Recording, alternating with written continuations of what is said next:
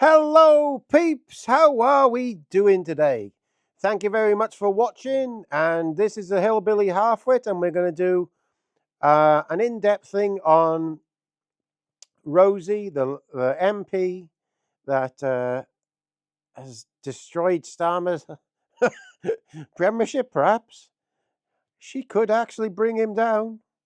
But I noticed the mainstream media this morning, the legacy media, trying to keep it out of the media because it's so damaging. They're trying not even to mention it. So let's go through it in detail. And please stick with this. It's very interesting. I've gone through past through Wikipedia. Then we go read through a letter. And then I get a short video of Owen Jones, a little horrible little guy. But the interesting thing about this is that little fella thinks pretty much the same as we do, so it's worth listening to. So that's at the end, okay? So let's get going. The content in this video is intended for comedic purposes only. The views expressed in the video are not to be taken as factual information or a representation of my personal beliefs. I am critically reviewing the info and videos I show as examples. Right, sausages. This is, if you're not old enough, this is Spit the Dog. And he's saying sausages. Now, funny, that word has sent Starmer into freefall, hasn't it? He's now a figure of fun. And also, these other things are starting to come out. And he's obviously got lots and lots of... oh, the dog just started to bark at right. Go on now. He's got lots of enemies all over the place. And they're starting to come out with the woodwork now. So let's have a look at Rosie Duffield. So I didn't know much about her before, only that she's been attacked by people for trans rights and things. So I can't go through it, read it all, but the bits in that red I'll read, okay? She is 53 years old. Not a bad looking girl, I will say. Rosemary Duffield was born in 1st of July 1971 in Norwich and later moved to southeast London, where her father worked as an anti-terrorism police officer. She left school at 16 with no qualifications and completed an administration apprentice at Guy's Hospital, a primary school, and then she went to be a primary school teaching assistant in various schools. And then afterwards, in 2015, she stood for an MP. Now, I have to say, I found that very weird. I'll read that again. She's obviously quite a well-to-do girl. London, where her father worked as an anti-terrorism police officer. She left school at 16 with no qualifications. I find that weird. Because, mind you, I left school with the same thing, so there we are.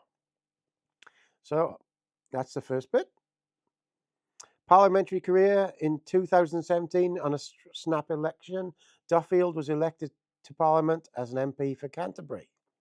Once elected, she was appointed Parliamentary Private Secretary and Shadow Secretary of State for Women and Equalities. Duffield was one of 6 MPs to resign from the opposition front bench to vote in favour of remaining in the single market by joining the European Economic Area as the party had instructed her MPs to abstain. Duffield voted for the UK remaining within the EU in 2016 membership referendum. In the indicative votes on 27th March 2019, she voted for a customs union with the EU as a referendum on Brexit withdrawal agreement, but abstained from the common market proposal. In 2018, in September, Duffield attended a march protesting against Labour's stance on anti-Semitism. So she's anti-Brexit, but lots of people are like that. Doesn't make them bad people.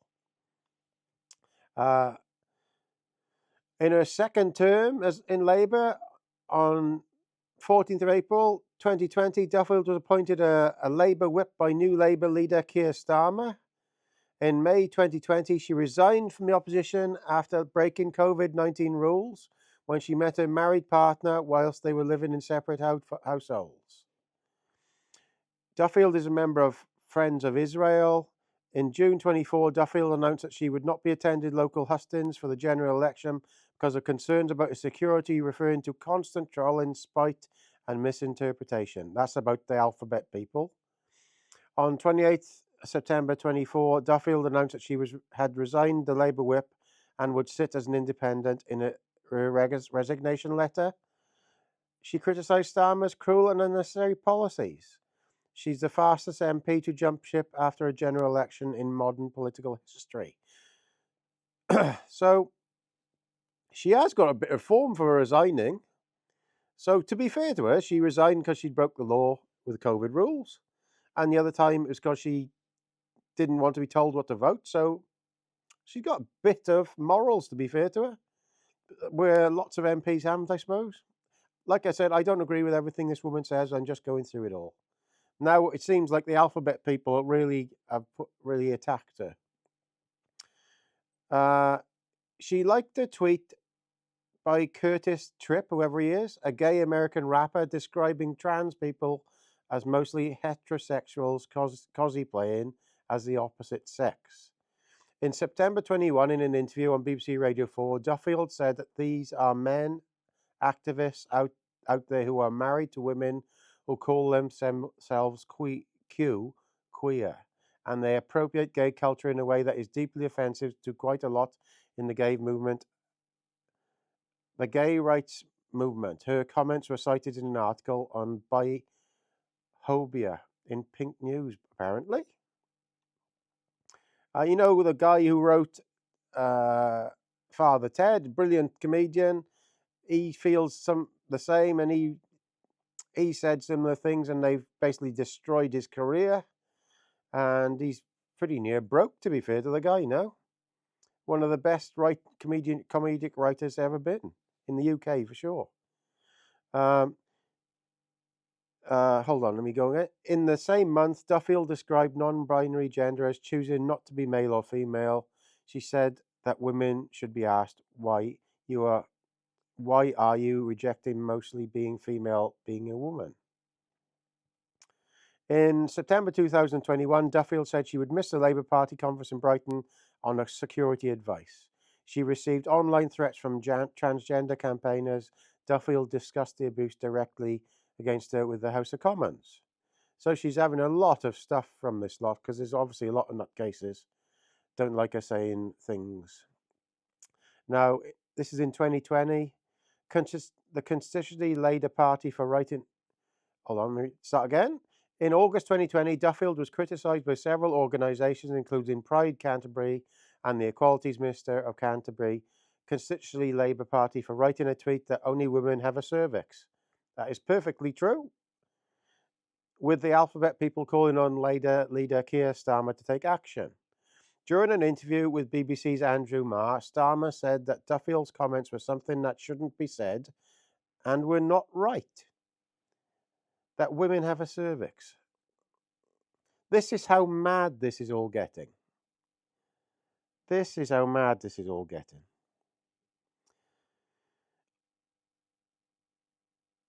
On January 2023, the 20th, Duffield wrote a column in which she stated that being a member of the Labour Party is like being in an abusive relationship, and that she feels the party has a woman problem after she was criticised for voicing her opposition to the First Minister of Scotland reform bill, gender recognition reform bill. In November 23, it reported that by Kent Online that Duffield was being investigated by the Labour Party for alleged anti-Semitism for liking a tweet by Graham Linehan, which itself was a response to a tweet by comedian Eddie Izzard. It's a completely bonkers how people are getting reported for nothing, really. In June 24, Glenn Mullen was sentenced to... Oh, what is that then? In June 24, Glenn Mullen was sentenced to 2 suspended jail sentences for 8 weeks and 12 months community order for making death threats against Duffield and J.K. Rowling. The magistrate said that Mullen was a man of previous good character who had strong views about gender equality. He's an alphabet person, not job. That's what he is. So she's had death threats, all from just saying that only women have a cervix. What on earth is going on? So as you read that, you can see she's obviously got a bit of something about her. Obviously, we don't agree with everything she says, but she's got a bit of something and she stands by what she says. So this is the letter. Lots of people are taking little paragraphs out of it, but I think we should read it all because it's so well written. Some things in this you won't agree with, especially the bit about Diane Abbott, perhaps. But gotta say, this is the best resign letter I've ever heard or seen. So let's get going. Dear Keir Starmer, usually letters like this begin, it is with a heavy heart. Mine has been increasingly heavy and conflicted and has longed for a degree of relief. I can no longer stay a Labour MP under your management of the party, and this letter is my notice that I wish to resign the Labour Party whip with immediate effect.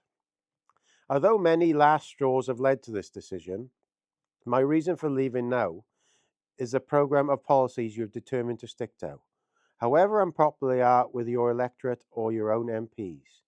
You repeat often that you will make the tough decisions and that the country is all in this together. But those decisions do not directly affect any one of us in Parliament.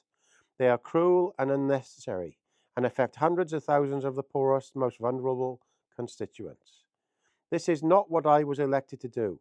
It is not even wise politics, and certainly is not the politics of service. I did not vote for you to lead our party for reasons I won't describe in detail here, but but as someone elevated immediately to a shadow cabinet position without following the usual path of honing your political skills on the backbenches, you had very little previous political footprint. It was therefore unclear what your political passions, drive, or direction might be as a leader of the Labour Party.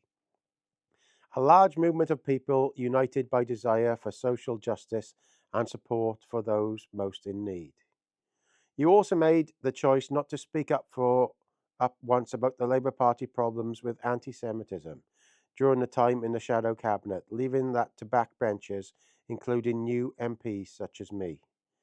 Since you took office as leader of the opposition, you have used various heavy-handed management tactics, but have never shown what most experienced backbenchers would recognise as true or inspiring leadership. You have never regularly engaged with your own backbench MPs, many of whom have been in Parliament far longer than you, and some who have served in the previous Labour government.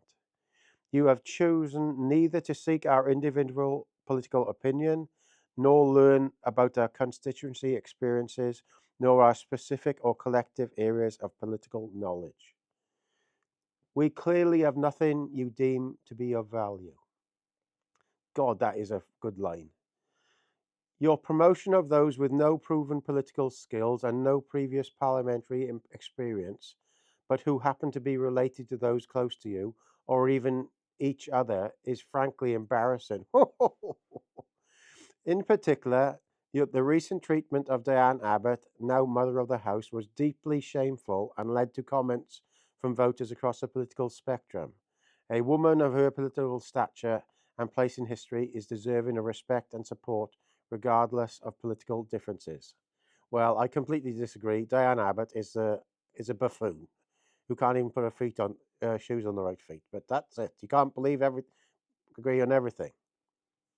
As Prime Minister, your managerial and technocratic approach and lack of basic politics and political instincts have come crashing down on you as a party, on us as a party, after we worked so hard, promising so much, and waiting a long 14 years to be mandated by the British people to return to power. Since the change of government in July, the revelations of hypocrisy have been staggering and increasingly outrageous. I cannot put into words how angry I and my colleagues are at your total lack of understanding about how you've made us all appear. How dare you take our longed-for victory, the electorate's sacred and precious trust, and throw it back in their individual faces and the faces of dedicated and hard-working Labour MPs. The sleaze, nepotism, and apparent avarice is off the sale, are off the scale. I am so ashamed of what you and your inner circle have done to tarnish and humiliate our once proud party. Someone with far above average wealth choosing to keep the Conservatives' two-child limit to benefit payments, which entrenches children in poverty, while inexplicably accepting expensive personal gifts and designer suits and glasses costing more than most of the people can grasp. This is entirely undeserving of holding the title of Labour Prime Minister. Fair play to you, girl. That is serious writing there.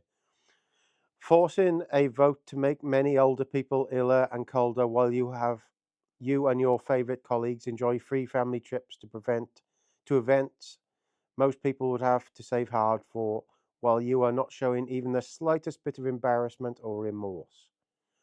I now have no confidence in your commitment to deliver the so-called change you promised during the general election campaign and the changes we have been striving for as a political party for over a decade.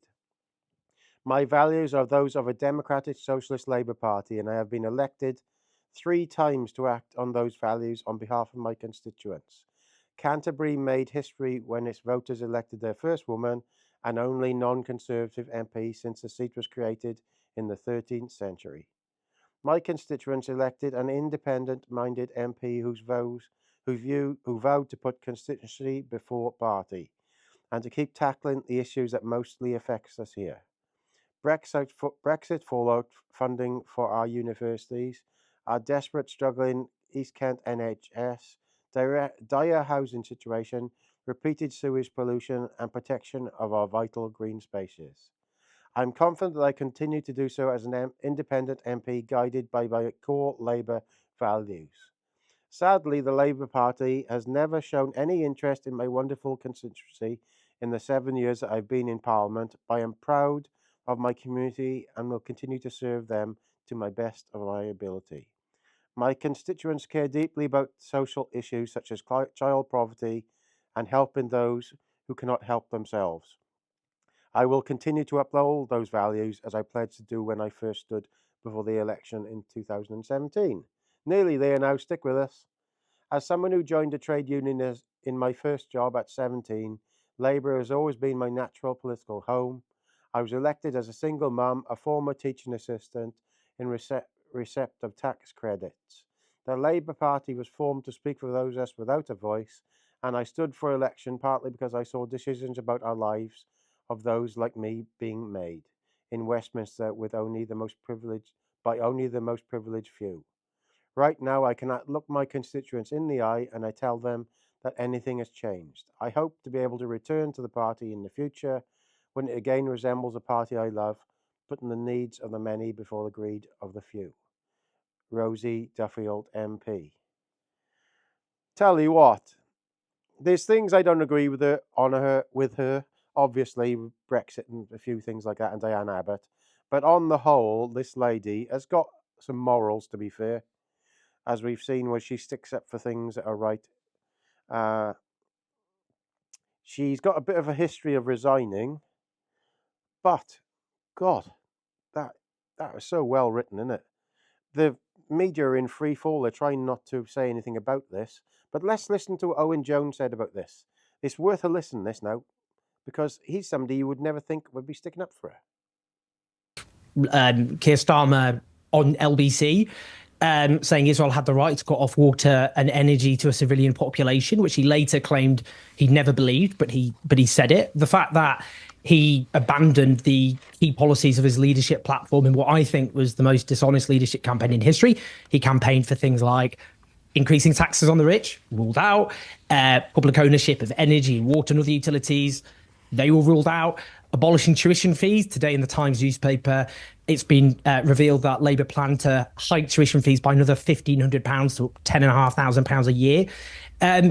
Or the fact that he went on television, and this is something alluded to by Rosie Duffield in her quite astonishing letter, I have to say, which is when he went on television to say that he would keep a 2-child benefit cap, which imposes poverty on 250,000 children and drives hundreds of thousands of other already impoverished children further into hardship. And do you know what?